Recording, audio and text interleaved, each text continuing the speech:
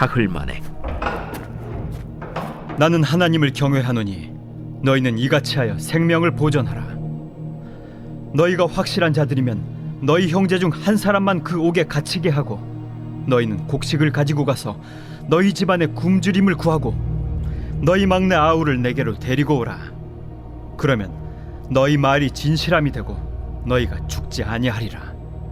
하니 그들이 그대로 하니라. 그들이 서로 말하되 우리가 아우의 일로 말미암아 범죄하였도다. 그가 우리에게 애걸할 때에 그 마음의 괴로움을 보고도 듣지 아니하였으므로 이 괴로움이 우리에게 임하도다. 르우벤이 그들에게 대답하여 이르되 내가 너희에게 그 아이에 대하여 죄를 짓지 말라고 하지 아니하였더냐? 그래도 너희가 듣지 아니하였느니라. 그러므로 그의 핏값을 치르게 되었도다. 그들 사이에 통역을 세웠으므로 그들은 요셉이 듣는 줄을 알지 못하였더라. 요셉이 그들을 떠나가서 울고 다시 돌아와서 그들과 말하다가 그들 중에서 시므온을 끌어내어 그들의 눈앞에서 결박하고 명하여 곡물을 그 그릇에 채우게 하고 각 사람의 돈은 그의 자루에 도로 넣게 하고 또 길 양식을 그들에게 주게 하니 그대로 행하였더라. 할렐루야. 사랑하는 성도 여러분, 오늘도 주님께서 베푸시는 놀라운 은혜와 힘과 능력 가운데 승리하며 살아가시기를 축복합니다. 어제에 이어서 요셉이 형들을 테스트하고 뭔가를 제안하는 그런 이야기가 소개가 되죠.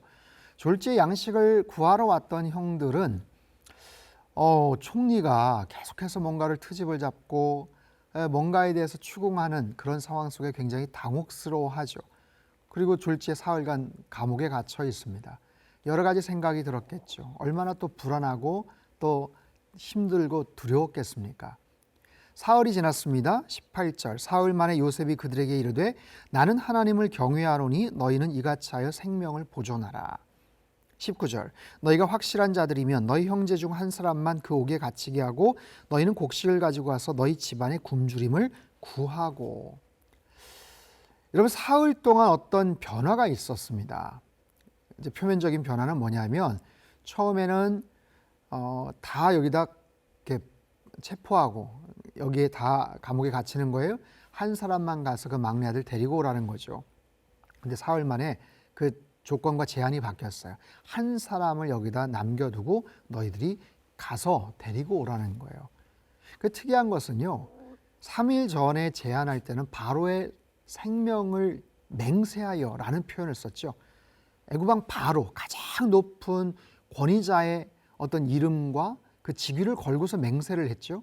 근데 오늘 본문을 보면 하나님을 경외한다라고 얘기해요. 나는 하나님을 경외하노니 너희는 이같이 하여 생명을 보존하라. 여기서 말하는 하나님, 정말 양식 구하러 갔던 히브리 민족이었던 그 형제들이 봤을 때는 정말 깜짝 놀랄 그런 단어가 나오는 거예요. 이것은 요셉의 개인적인 그런 믿음의 고백이기도 합니다. 하지만 그 바로의 생명을 맹세하여 얘기했던 제안과 하나님의 이름, 하나님을 경외하면서 생명을 보존하라 라는 그 제안은 여러 가지 측면에서 다르죠. 훨씬 더 합리적이고 훨씬 더 영적이고, 정말 한 명이 가서 어떻게 하겠어요.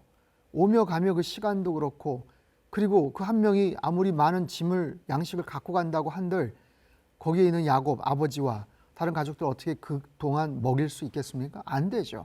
이제 그런 부분에 대한 합리적인 그런 제안을 하는 거예요. 그래서 너희 집안의 굶주림을 구하라 라는 거죠. 아마도 요셉은 그 사흘간 기도했겠죠. 고민했겠죠. 그러면서 하나님이 주신 그 지혜 안에서 이렇게 제안을 해야 되겠구나, 이렇게 테스트를 해야 되겠구나 라고 그 말을 바꾸는 거예요. 20절 너희 막내 아우를 내게로 데리고 오라. 그러면 너희 말이 진실함이 되고 너희가 죽지 아니하리라 하니 그들이 그대로 하니라. 잘못하면 죽을 수 있는 그런 상황이죠. 그들이 느꼈을 그 공포와 두려움은 굉장히 컸을 겁니다. 사흘간 지금 감옥에 갇히지 않았습니까? 거기다 애굽의 가장 높은 정말 권위자가 안 그럼 너희들 죽을 수도 있다라고 이야기를 하니 얼마나 두려웠겠어요.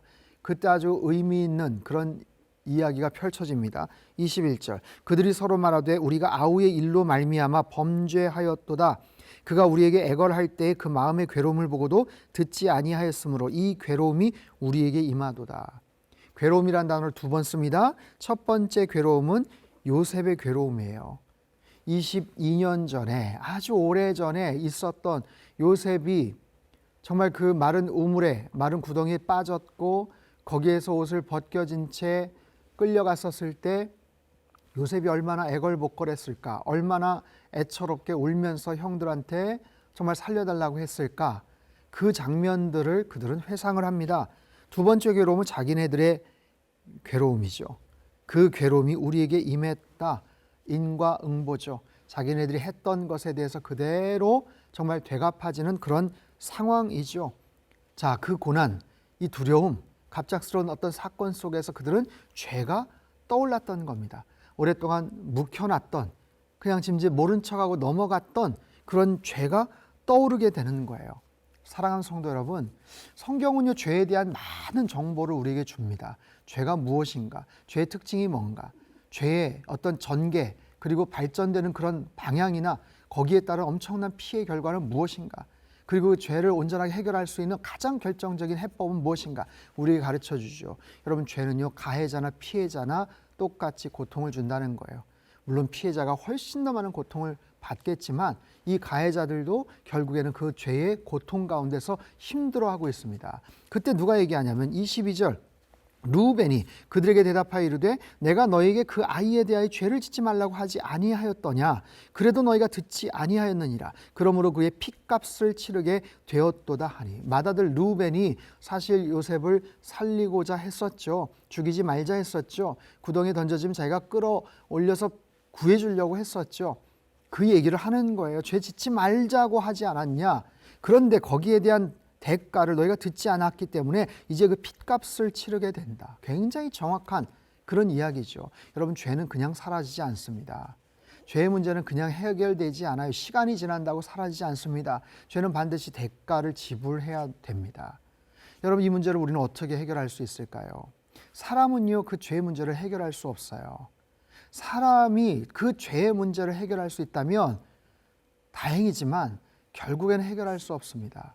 사회적인 그런 법 조치 안에서 그냥 그런 측면에서의 죄값을 받았다, 형벌을 받았다라고 하지만 하나님과의 관계성 속에서는 아직도 남아있는 거거든요. 우리는 죄를 지을 수밖에 없는 존재입니다. 근데 죄의 문제를 해결할 수 없어요. 이 딜레마를 어떻게 할까요? 그래서 예수 그리스도가 이 땅에 오신 것 아니겠습니까? 예수님의 십자가 사건을 통해서만이 우리의 죄의 문제를 해결해 주실 수 있음을 여러분 다시 한번 확신하시길 바랍니다. 저와 여러분 모두 그 주님의 그 십자가의 은혜가 아니면 살아갈 수 없는 존재들입니다. 이 죄의 문제, 예수님의 거룩한 그 피의 공로, 그 은혜로 말미암아 해결되었음을 여러분 분명히 인식하고 깨닫고 고백하며 찬양하며 사실 수 있게 되길 바랍니다. 자, 마지막 후반부 내용입니다. 그 얘기를 자기들끼리는 못 알아듣는 줄 알고 얘기를 한 거예요. 요셉은 다 알아듣죠.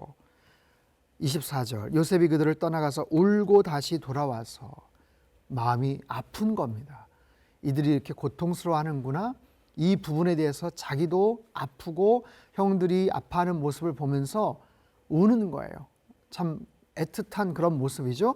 그리고 와서 뭐라고 하는가? 그들과 말하다가 그들 중에서 시몬을 끌어내어 그들의 눈앞에서 결박하고 명하여 곡물을 그 그릇에 채우게 하고 각 사람의 돈은 그의 자루에 도로 넣게 하고 또 길양식을 그들에게 주게 하니 그대로 행하였더라. 자, 여러분 보세요. 요셉하면 지혜의 사람이죠. 요셉은 지혜로운 사람 아닙니까? 근데 언제 지혜로운가? 애굽왕 바로의 꿈을 해몽해 줄 때만인가? 아니면 그 양식 문제를 해결해 줄 때만인가? 그렇지 않습니다. 요셉의 지혜는 하나님께서 주신 지혜예요. 그리고 그 지혜는 하나님을 경외함으로 생긴 지혜입니다. 여호와를 경외하는 것이 모든 지혜와 지식의 근본이라고 말씀하시지 않습니까? 그 지혜가 실제적인 문제를 푸는데도 여기서 나타납니다. 요셉은 테스트를 해야 돼요. 형들을 테스트하기 위해서 거기에 필요한 여러 가지 조처를 취합니다. 그러면서도 약간의 혼을 내주고 싶은 그런 마음이 있어요. 눈앞에서 결박합니다. 겁박을 하지요. 그러면서도 긍휼을 베풀기를 마지 않습니다. 길양식을 그들에게 주게 해요. 그러면서도 돈을 그들에게 넣어둡니다. 슬쩍 돈을 넣어둬요. 돈을 분명히 받고 양식을 사가야 되는데 양식도 가져갔는데 그 돈을 지불했던 그 돈도 자루 안에 있는 거예요. 이것을 어떻게 그들이 대처를 할까라는 것을 테스트해 보기 위함이죠. 이 짧은 이 본문 안에도 요셉이 갖고 있었던 엄청난 지혜, 한편으로는 채찍, 한편으로는 당근, 위협과 두려움을 느끼게 할 뿐만 아니라 굉장한 긍휼과 은혜를 베풀기도 하죠. 자, 오늘 본문 세 가지로 한번 정리해 볼까요? 첫 번째, 하나님을 경외하는 요셉은 여러 가지 모습에서 지혜로운 그런 행동과 그런 결정들을 하게 됩니다. 여호와를 경외하는 것이 지혜의 근본임을 여러분 꼭 기억하시며 사실 수 있게 되길 바랍니다. 또한 죄의 문제 절대로 그냥 없어지지 않습니다. 그냥 사라지지 않습니다. 핏값을 지불해야 됩니다. 그것을 위해서 세 번째, 우리 예수님께서 이 땅에 오셔서 우리의 모든 죄를 덮어주시고 주님의 놀라운 보혈의 은혜를 베풀어 주셨음을 여러분 꼭 기억하시고 오늘도 이 말씀 안에서 참된 평강을 누리며 사시기를 주님의 이름으로 축복합니다. 기도하겠습니다. 존귀로우신 하나님 아버지, 오늘 우리에게 주신 이 귀한 영적인 교훈들을 마음속에 잘 새기게 하여 주시옵소서. 여호와를 경외함으로 말미암아 하나님 주신 그 지혜 가운데 살아갈 수 있도록 주님 은총을 더하여 주시옵소서. 또한 죄는 그냥 사라지지 않고 시간이 해결해 주지도 않고 인간은 절대로 그 문제를 해결할 수 없음을 다시 한번 깨닫습니다. 우리의 영원한 아버지 되시고 또 우리의 산 소망 되시는 예수 그리스도, 어린 양 예수 그리스도의 그 보혈의 능력과 은혜로만이 우리가 참된 자유함을 얻고 죄의 문제를 온전히 해결할 수 있음을 다시 한번 믿음으로 고백을 합니다. 성령 하나님, 우리의 날마다의 일상을 주님 안에서 참된 자유함과 또 온전한 평강과 은혜를 날마다 누리며 살아갈 수 있도록 주님 역사하시고 축복하여 주시옵소서. 존귀하신 예수님의 이름으로 감사하며 기도합나이다. 아멘.